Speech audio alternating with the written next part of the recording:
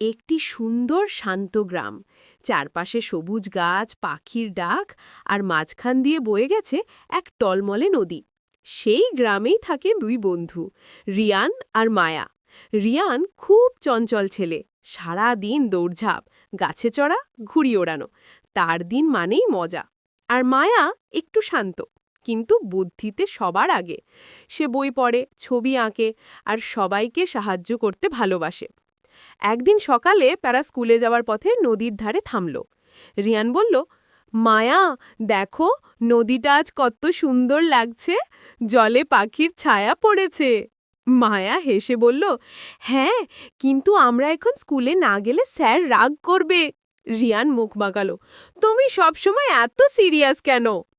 School শেষে বিকেলবেলা সূর্য একটু হেলে পড়েছে। স্কুল ছুটি হওয়ার সঙ্গে সঙ্গে রিয়ান দৌড়ে এলো মায়ের বাড়িতে। চলো নদীর ধারে যাব। মায়া বই গুছাতে গুছাতে বলল, আজ মা বলেছে বেশি দূরে যেতে না। রিয়ান মুখে দুষ্টু হাসি নিয়ে বলল, আমরা তো শুধু নদীর পাশে খেলবো, ভয় কিসের? দুজনেই নদীর দিকে গেল। নদীর ধারে পাথর ছুঁড়ে জল ছেটানো, মাছ দেখা, সময় যেন উড়ে গেল। সাহসের পরীক্ষা। হঠাৎ রিয়ান বলল, ওইদিকে দেখো, একটা বড় গাছ আছে নদীর ওপারে, চলো দেখি। মায়া একটু ভয় পেয়ে বলল, না রিয়ান, ওদিকে জল গভীর, মা বলেছে একা যেও না। কিন্তু রিয়ান জেদ ধরে বলল, আমি তো একা যাচ্ছি না, তুমি তো আছো। এই বলে সে নদীর পাড় ধরে এগোতে লাগল। কিন্তু পাথরগুলো ভেজা ছিল। হঠাৎ রিয়ানের পা পিছলে গেল, ছাপাং! সে জলে পড়ে গেল। মায়া চিৎকার করে উঠল, রিয়ান, রিয়ান, তুমি ঠিক আছো? রিয়ান হাত পা ছুড়ছে, মায়া, সাহায্য করো। মায়া কাঁদতে কাঁদতে চারপাশে তাকালো।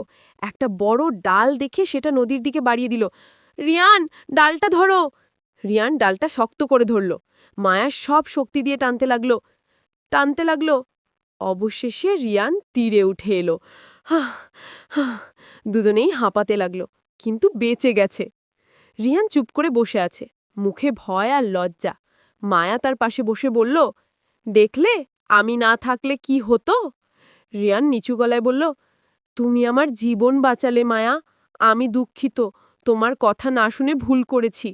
মায়া হেসে বলল, ঠিক আছে, পরের বার সাহস দেখাবে, কিন্তু বুঝে শুনে, ঠিক? রিয়ান মাথা নেড়ে বলল, ঠিক আছে, আজ থেকে আমি তোমার মতোই সতর্ক থাকব। সূর্য ডুবতে শুরু করেছে, নদীর জলে সোনালি আলো ঝিলমিল করছে। দুজনেই একসাথে হাঁটছে, হাতে হাত ধরে, মুখে মিষ্টি হাসি। সেই রাতে মায়া মাকে সব কথা বলল। মা মায়াকে জড়িয়ে ধরে বললেন, তুমি সত্যিই সাহসী মেয়ে, বন্ধুর বিপদে পাশে দাঁড়ানোই সবচেয়ে বড় কাজ।